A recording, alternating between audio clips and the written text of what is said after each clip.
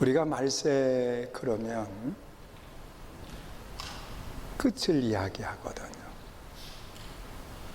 이 세상의 삶의 끝을 말하고 있어요. 그런데 사실 사람들의 마음속에 다 가지고 있는 생각들이 있는데 그것이 뭐냐고 하면 이대로라는 겁니다. 세상에 끝이 있을까? 이런 마음들을 가지면서 사람들은 살아요. 이대로 지속될 것처럼 우리가 하고 싶은 일들 다 하면서 살아가는 것이 사람들의 삶의 모습입니다. 이런 모습은 오늘 우리들의 생각 속에만 있는 것이 아니라 그 성경에 기록되어 있는 하나님의 심판 이전의 모습도 동일했어요. 여러분, 가장 먼저 창세기 6장 이하에 보면 하나님이 이 세상을 창조하시고 난 뒤에 하나님이 창조하신 사람들을 보시면서 후회하셨어요. 왜? 그러면서 말이에요. 그래서 하나님이 창조하신 이 세상을 하나님이 심판하시기로 결정을 하십니다. 그 물로 모든 사람들을 하나님이 멸하시겠다는 것. 그런데 하나님의 눈에 한 사람이 들어오는데 그는 노아였어요. 노아를 가리켜서 당대의 의인이다, 그렇게 말씀을 하고 있고요. 그리고 노아는 하나님을 경외하는 사람이라고 그렇게 말씀을 하고요. 그는 악에서 떠난 사람이다 말씀합니다. 그러면서 이 노아에게 방주를 예비하게 하시는데 그 방주를 예비하게 하실 그때 이제 끝을 향한 발걸음이 시작이 된 거예요. 그런데 사람들의 마음속에는요, 이 노아가 준비하는 것과는 전혀 상관하지 않았어요.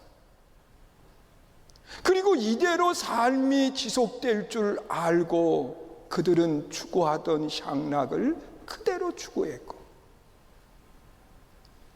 그리고 관계 속에 사람들을 힘들게 하고 고통 속에 몰아넣었던 것이 그들의 삶의 모습이었어요. 그런데 그들이 생각하는 대로 이대로의 삶이 지속된 것이 아니라 하나님이 물로 심판을 하시게 됩니다. 그리고 모두가 죽음을 당하는 그런 심판이 이루어진 거예요. 여러분, 하나님의 심판이 임하기까지 그들의 마음속에는 하나님의 심판을 생각하지 않아요. 이대로. 또한 성경에 나타나 있는 말씀을 보면 이 소돔 고모라 성을 하나님이 심판하실 때에도 여러분, 하나님은 미리 그 사실을 알려주셨습니다. 누구에게 말씀해 주셨느냐? 그 아브라함에게 하나님이 말씀을 해주세요. 그래서 이 아브라함만이 정말 안타까운 마음을 가지고 그 하나님의 심판의 그날을 생각하며 기도하는 모습을 찾아보게 돼요. 그런데 사람들은 아브라함의 기도와는 아무 상관이 없어요. 행하던 악들을 그대로 행하는 모습들을 찾아보게 됩니다. 그들의 마음속에는 이대로 계속 이어지는 걸로 생각을 하는 겁니다. 아브라함은 안타까운 마음으로 기도합니다. 하나님, 그 땅에 의인 50명이 있으면 하나님 어떻게 하시겠습니까? 이 아브라함의 기도를 들으시는 하나님이 아브라함에게 말씀을 하세요. 의인 50명으로 인해서 나는 그 성을 멸하지 않겠다. 그 응답을 받은 뒤에 아브라함은 다시 곰곰이 생각을 하는 거예요. 정말 의인 50이 그 땅에 있을까? 그런데 이 아브라함의 마음속에 생각되는 것은 의인 50명이 그 땅에 없는 거예요. 그래서 또다시 기도해요. 하나님 45명이 있으면 하나님 어떻게 하시겠습니까? 하나님은 아브라함의 기도를 들으시고 다시 말씀을 해주십니다. 의인 45명으로 인해서 나는 그 땅을 멸하지 않겠다. 이 기도를 드리고 난 뒤에 또다시 생각하는 거지요. 정말 그 땅에 의인 45명이 있을까? 없어요. 그래서 아브라함은 다시 하나님 앞에 기도해요. 하나님, 죄송하지만 40명이 있으면. 여러분, 정말 안타까운 마음을 가지고 기도하는 거예요. 그러나 사람들의 내면 속에는 모든 사람들이 가지고 있는 것은 이대로예요. 그들은 추구하던 향락을 그대로 추구해 갑니다. 심지어 남자가 남자를 대상으로 해서 사랑의 행위를 하는 그런 모습들을 이야기합니다. 아브라함은 다시 하나님 앞에 기도합니다. 하나님, 죄송하지만. 그러면서 이번에는 숫자를 많이 낮추어서 이야기해요. 의인 30명이 있으면 하나님의 응답은 30명으로 인해서도 심판하지 않겠다. 하나님, 죄송하지만 20명이 있으면 내가 20명으로 인해서도 심판하지 않겠다. 하나님, 그 땅에 의인 10명이 있으면요, 내가 10명 때문이라도 심판하지 않겠다고 말씀을 해주셨어요. 여러분, 이 아브라함의 안타까운 기도 속에 사람들은 어떤 변화가 일어난 것이 아니라 그들은 이대로라고 하는 생각을 가지고 지금의 내 삶이 영원토록 지속될 것이라고 하는 그런 생각을 가지고 행하던 악에서 떠나지 않고 그대로 삶을 살아갑니다. 하나님은 그 땅을 불로 심판하시는 그런 모습을 찾아보게. 여러분, 오늘 본문에 기록되어 있는 말씀에도 보면 사도 바울은 사랑하는 아들, 영적인 아들이에요. 또한 목회의 후임자기도 한 이 디모데에게 편지를 쓰면서 마지막 날에 대한 이야기를 하고 있습니다. 여러분, 사람들의 마음속에 가지고 있는 이대로가 아니라 하나님은 끝날이 반드시 있다라고 하는 사실을 이야기하는 겁니다. 그러면서 본문 1절에 기록되어 있는 말씀을 보면 사도 바울은 이렇게 이야기를 해요. 우리 함께 읽어요. 읽습니다. 시작. 너는 이것을 알라. 말세에 고통하는 때가 이르러. 자, 여기 보면 너는 이것을 알아야 된다. 이것을 알아야 된다. 말세에는 고통하는 때가 이르게 된다고 하는 사실을 알려주십니다.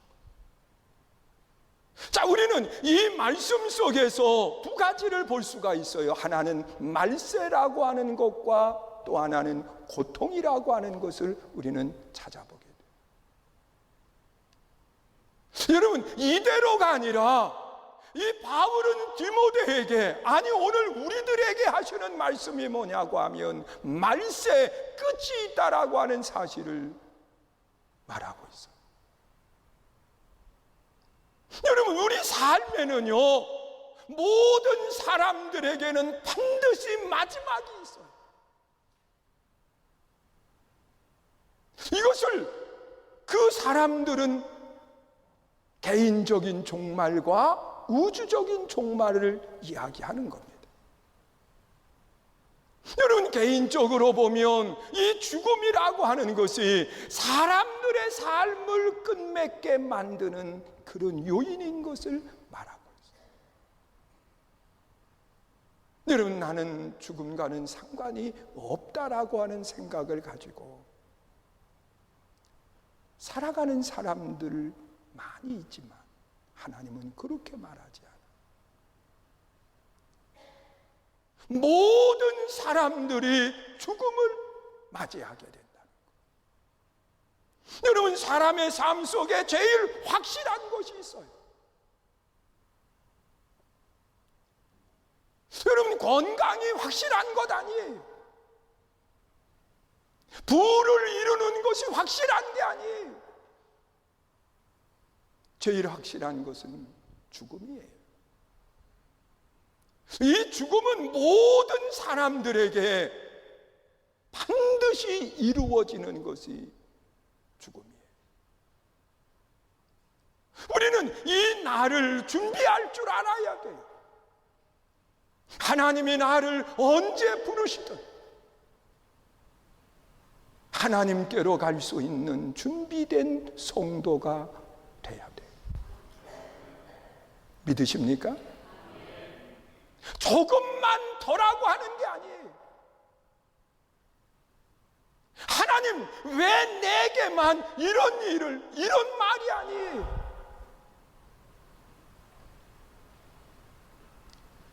말세가 있어요.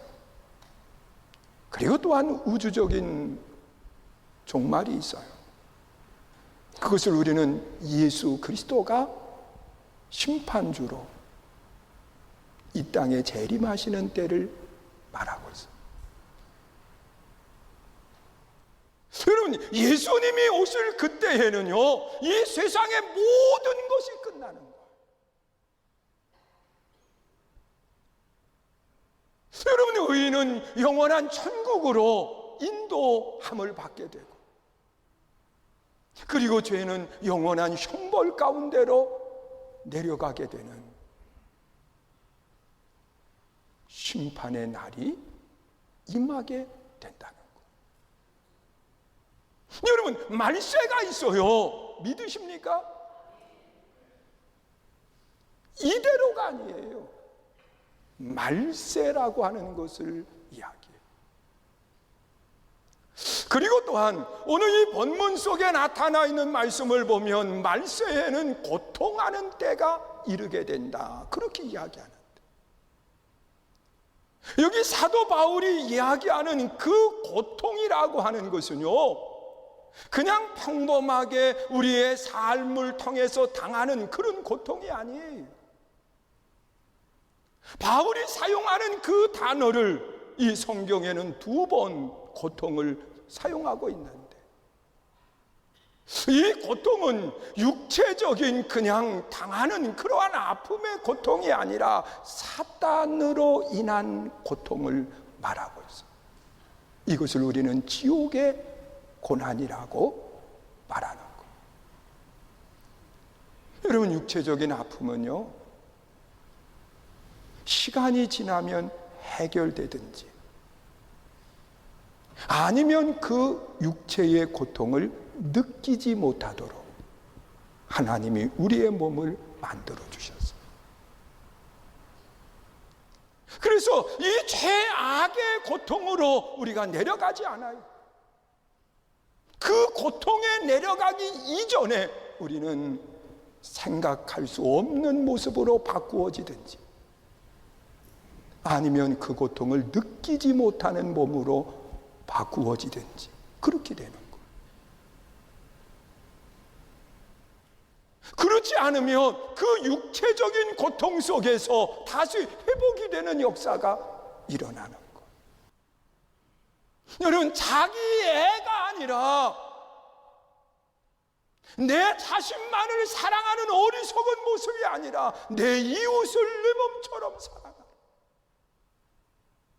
여러분, 이런 사랑을 가지고 있다고 하면 이 사회는 놀라운 변화를 일으킬 거예요. 여러분, 이 사랑을 가지고 있으면 하나님이 이 땅의 심판주로 오시지 않아도 된다는 사실이에요. 왜? 모두가 구원에 이르기 때문에 그렇습니다. 여러분, 우리는 사랑의 대상을 아주 분명히 정해야 돼요. 예수님께서 말씀하시는 사랑은 나를 사랑하고 돈을 사랑하는 그런 사랑이 아니에요. 여러분, 하나님을 사랑하고 내 이웃을 내 몸처럼 사랑할 수 있는 그 사랑, 그것이 우리들이 가져야 되는 사랑의 대상입니다. 믿으십니까? 그리고 두 번째로 본문 속에서 이야기하고 있는 모습을 보면 관계 속에서의 삶을 이야기합니다. 여러분, 마지막이 되면 될수록 이 사람과의 관계가 다 무너져 버린다는 거예요. 심지어 부모와의 관계도 무너져 버린다는 거예요. 여러분, 우리의 머릿속에 이제 젊은 사람들은 모르고 나이 드신 분들은 머릿속에 가지고 있는 한 인물에 대한 이야기가 있어요. 박한상이라고 하는 한 젊은이가 있었어요.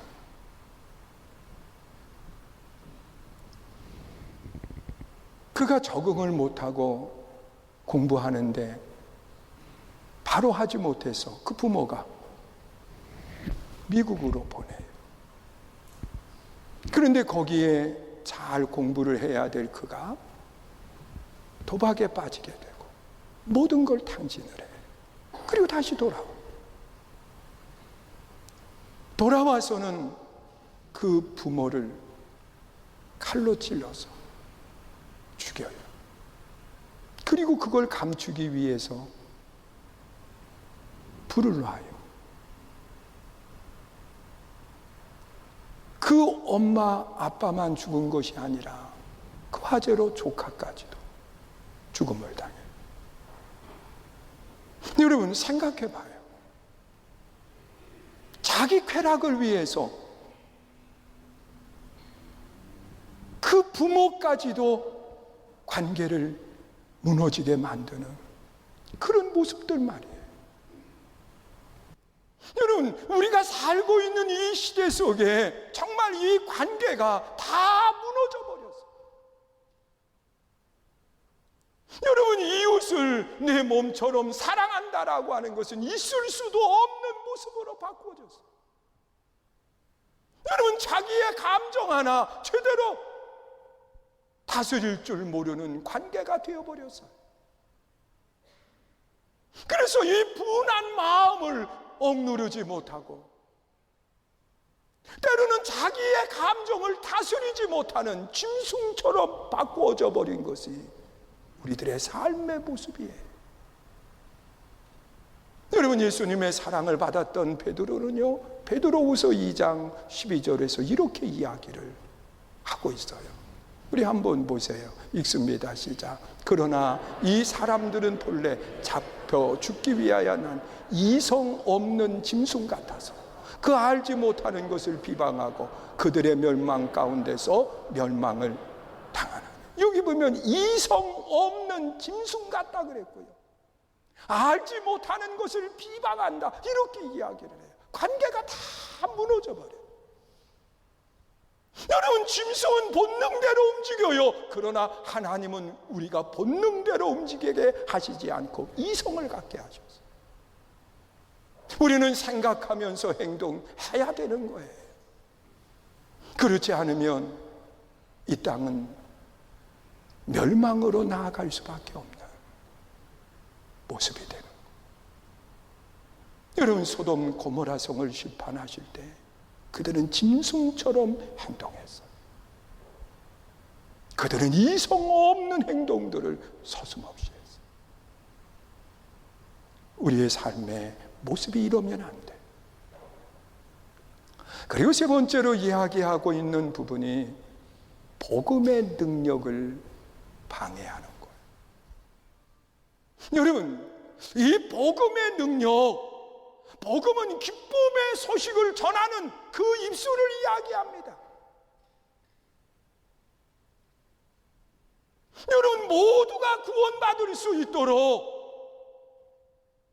대속의 은혜의 복음을 우리는 전해야 되는데, 이 복음에 방해하는 그러한 요소들을 말하고 있어요. 여러분, 죄 가운데 용서받지 못하는 죄가 있다고 말씀합니다. 그것은 성령을 회방하는 죄입니다. 여러분, 마태복음 12장 31절 같이 읽어봐요. 읽습니다. 시작. 그러므로 내가 너희에게 이르노니 사람에 대한 모든 죄악, 모든 악 사하심을 성령을 모독하는 것은 사하심을 얻지 못하겠고, 또 누구든지 말로 인자를 거역하면 사하심을 얻되, 누구든지 말로 성령을 거역하며 이 세상과 오는 세상에서도 사하심을 받지 못해. 자, 여기 보면 성령을 거역하고 성령을 모독하는 행위를 이야기해요. 여러분, 성령을 거역한다고 그러니까 성령 충만에 대한 생각을 많이 하실 수 있어요. 그런데 성령을 거역하는 것이 무엇일까? 우리는 이 말씀만 가지고는 이해가 되지 않지만 사도행전 1장 8절을 보면 그렇게 말씀을 해요. 오직 성령이 너희에게 임하시며 너희가 권능을 받는다는 거예요. 그리고 예루살렘, 유다, 사마리아 땅끝까지 복음의 뭐가 돼요? 증인이 된다는 거예요. 결국은 성령을 회방하는 죄는 복음 증거가 막히게 만드는 행위를 이야기해요. 여러분, 땅끝까지 복음이 전파돼야 되는 거예요. 그래서 성령께서 이 땅에 오셔서 우리로 하여금 땅끝으로 나아가게 만드는데 이걸 방해하는 거예요. 여러분, 복음 증거를 방해하는 그런 시대가 마지막 때에 오게 된다고 그렇게 말씀을 하고 있습니다. 여러분, 한국도 얼마 전까지는 이야기하기를 4분의 3이 4분의 1이 크리스찬이고 4분의 3은 복음은 들었지만 예수를 믿지 않는 사람이라고 이야기했어요. 그러나 지금은 많은 사람들이 떠났어요. 여러분, 여러 가지 이유들이 많이 있겠지만 복음에 방해하는 무리들 때문이에요. 여러분, 이것이 믿는 우리들이 될 수도 있어요. 여러분, 나의 말 한마디가, 여러분, 나의 행동 하나하나가 도리어 복음을 가로막는 그런 일들이 우리 주변에 얼마나 많이 일어나는지 몰라요. 여러분, 우리는 복음 증거에 쓰임받는 성도가 돼야지 가로막는 어리석은 죄를 범하지 말아야 돼요. 여러분, 말세에는 고통하는 때가 이뤄요. 여러분, 그 고통은 우리가 상상할 수 없는 고난을 말하고 있어요. 왜 그러느냐? 사랑의 대상이 바르지를 못해요. 자기 사랑, 물질 사랑 아니에요. 하나님 사랑, 이웃 사랑이에요. 여러분, 관계를 잘못 맺고 살아가요. 왜냐고 하면 자기 감정을 스스로 억제하지를 못해요. 그래서 심지어 부모의 관계 속에서도 해서는 안 될 일들을 하고 말아요. 여러분, 가족의 관계 속에서도 이웃의 관계 속에서 마찬가지예요. 여러분, 이웃에 내게 조금이라도 피해를 주는 것 같으면 견뎌하지 못하는 그런 모습들이 우리 주변에 얼마나 많이 있는지 몰라요. 대상이 분명해야 돼. 그것뿐만 아니라 복음의 방해꾼이 아니라 복음의 증인들이 되는 믿음의 성도들이 되시기를 주의 이름으로 축원합니다. 이것이 말세를 살아가는 성도의 신앙입니다. 우리 함께 찬양하고 기도하는데, 하나님, 말세 성도의 아름다운 신앙을 살아가게 해달라고 우리 함께 찬양하고 기도합니다.